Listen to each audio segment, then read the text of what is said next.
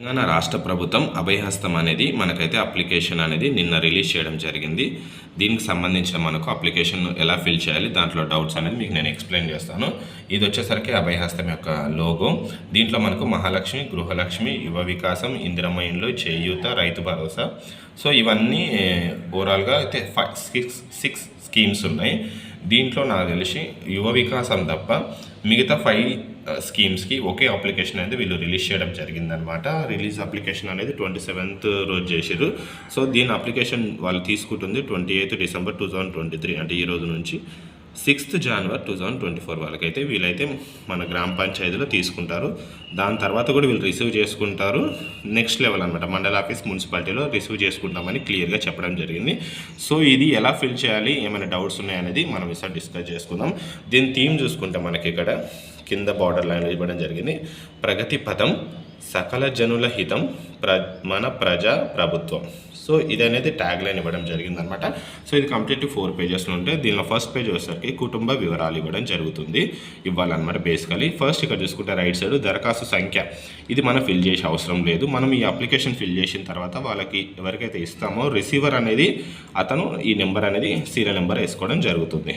So దరఖాస్తు చేస్తున్న యజమాని పేరు ఏదైతే ఉంటుందో ఇక్కడ ఫిల్ చేయాల్సి ఉంటుంది. అది ఇంటి యజమాని మేల్ కావచ్చు, ఫీమేల్ కావచ్చు. సో ఇన్ కేస్ ఫీమేల్ అయిందనుకోండి, ఫీమేల్ వాళ్ళ ఫోటో ఇక్కడ, ఇంటి యజమాని ఫోటో ఇక్కడ పేస్ట్ చేయాల్సి ఉంటుంది. సో ఇన్ కేస్ మీరు యజమాని మేల్ కావచ్చు, ఫీమేల్ కావచ్చు, ఎవరైతే మెన్షన్ చేస్తున్నారో నేమ్, వాళ్ళు స్త్రీయా, పురుషుల, ఇతరులు అనేది ఇక్కడ టిక్ చేయాల్సి ఉంటుంది.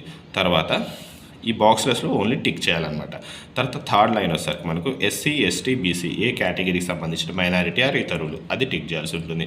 వాళ్ళ పుట్టిన తేదీ ఈ బాక్స్లలో రాయాల్సి ఉంటుంది, డేట్, మంత్, ఇయర్ వైజ్. తర్వాత ఆధార్ నెంబర్ 6 డిజిట్స్ నెంబర్స్ ఇక్కడ మనం మెన్షన్ చేయాల్సి ఉంటుంది. తర్వాత రేషన్ కార్డు నెంబర్లు ఇక్కడ, రేషన్ కార్డు నెంబర్ ఇక్కడ మెన్షన్ చేయాల్సి ఉంటుంది.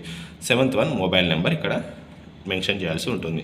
తర్వాత 8th వృత్తి అనమాట, హౌస్, వాళ్ళు ఏవైతే ఉద్యోగం చేస్తారో, లేకపోతే గృహిణీల లేకపోతే అనేది ఇక్కడ మెన్షన్ చేయాల్సి ఉంటుంది. ఇది 8th నెంబర్.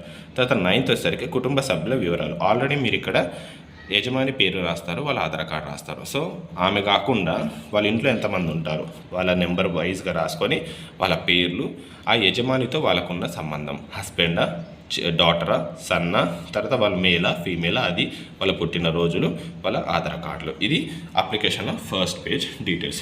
తర్వాత 10th పాయింట్ వస్తారు మనకు చిరునామా, ఇంటి నెంబర్ అండ్ వీధి, తర్వాత గ్రామం, మున్సిపాలిటీ, తర్వాత వార్డు నెంబర్, తర్వాత మండలి ఏది వస్తుంది, జిల్లా ఏది వస్తుంది. ఈ 10 పాయింట్స్ మన బేసిక్ డీటెయిల్స్. తర్వాత అభయహస్తం గ్యారంటీ పథకాలు లబ్ధి పొందడానికి వివరాలు, కావలసిన పథకాల లబ్ధి కోసం టిక్ చేయండి. సో ఫస్ట్ స్కీమ్ మనకు చూస్తుంటే మహాలక్ష్మి పథకం. ప్రతి నెల 2500 ఆర్థిక సహాయం పొందాలనుకునే వాళ్ళు, ప్రతి ఉమెన్ ఎవరైతే అప్లికేబుల్ ఉంటారో వాళ్ళు ఈ బాక్స్లో టిక్ చేయాల్సి ఉంటుంది. సో తర్వాత 2వ నెంబర్, ₹500కే గ్యాస్ సిలిండర్ కావాలనుకుంటే వాళ్ళకి ఇక్కడ టిక్ చేయాల్సి ఉంటుంది. అయితే గ్యాస్ కనెక్షన్ నెంబర్ అయితే కన్జ్యూమర్ నెంబర్ ఇక్కడ మెన్షన్ చేయాల్సి ఉంటుంది. తర్వాత సరఫరా చేస్తున్న కంపెనీ పేరు, ఏజెన్సీ నేమ్ అనేది ఇక్కడ మెన్షన్ చేయాల్సి ఉంటుంది. తర్వాత ఇంకోటి చూసుకొని 2.3, సంవత్సరానికి వినియోగిస్తున్న గ్యాస్ సిలిండర్ సంఖ్య. యావరేజ్గా 12 మంత్స్లో మీరు ఎన్ని సిలిండర్స్ వాడుతున్నారు అనేది మన పాస్బుక్ చూసుకుంటే, గ్యాస్ పాస్బుక్ అనేది మనకు రఫ్గా తెలిసిపోతుంది. 8 to 12 అనేది మనం రెగ్యులర్గా వాడతాం కాబట్టి మినిమం అయితే 9 అయితే వాడతారు బేసికలీ. సో ఇక్కడ మెన్షన్ చేయాల్సి ఉంటుంది. ఇది మహాలక్ష్మి పథకం కింద. నెక్స్ట్ రైతు భరోసా పథకం. రైతు భరోసా పథకం కింద చూసుకుంటే ఫస్ట్ వన్, రైతులకు ప్రతి ఏటా ఎకరానికి 15,000 ఇవ్వడం జరుగుతుంది. అయితే రైతు అయితే మీరు ఇక్కడ టిక్ చేయండి, లేదా కౌలు రైతు అయితే ఇక్కడ టిక్ చేయండి. తర్వాత ఇంకోటి పట్టాదారు పాస్ పుస్తకాల నెంబర్లు ఇక్కడ మీరు మెన్షన్ చేయాల్సి ఉంటుంది. ధరణికి దీనికి ఎటువంటి సంబంధం లేదు. మీవి ఏవైతే పట్టా బుక్కులు ఉన్నాయో మీరు డీటెయిల్స్ ఇక్కడ మెన్షన్ చేయండి. ఎందుకంటే చాలామంది వివరాలు పట్టా బుక్కులు ఉండి, పాస్ బుక్కులు ఉండి కూడా ధరణిలో అప్లికేబుల్ కాలేదు. సో దానికి సంబంధించిన దెర్ ఇస్ నో ప్రాబ్లం అనమాట, ఇక్కడ మీరైతే మెన్షన్ చేసుకోవచ్చు. తర్వాత సాగు చేస్తున్న భూమి వివరాలు ఇందులో చూసుకుంటే మీ భూమి ఎంత ఉంది, సర్వే నెంబర్, విస్తీర్ణం అనేది రాయండి. తర్వాత వ్యవసాయ కూలీలకు ఏటా 12,000 ఇవ్వడం జరుగుతుంది. ఇన్ కేస్ మీరు వ్యవసాయ కూలీలు అయితే ఇక్కడ టిక్ చేయండి. అక్కడ వాళ్ళు ఉపాధి హామీ కార్డు నెంబర్ మెన్షన్ చేసి ఉండాల్సి ఉంటుంది. ఇన్ కేస్ మీ వ్యవసాయ కూలీలు అయితే ఉపాధి హామీ కార్డు నెంబర్ ఎన్షూర్ చేసుకోవాలన్నమాట. ఉన్న వాళ్ళు ఇక్కడ ఆ కార్డు నెంబర్ రాయండి. ఇది రైతు భరోసా పథకం. తర్వాత ఇందిరమ్మ ఇండ్లు పథకం చూసుకుంటే, ఇల్లు లేని అర్హులైన కుటుంబాలందరికీ ఇంటి నిర్మాణం ఆర్థిక సాయం కోసం ఇక్కడ టిక్ చేయండి.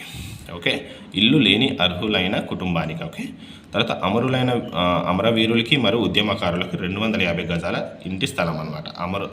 అమరవీరుల కుటుంబం అయితే ఇక్కడ టిక్ చేయండి. వాళ్ళ పేరు, ఏ సంవత్సరంలో అమరులయ్యారు, FIR number, death certificate mandatory.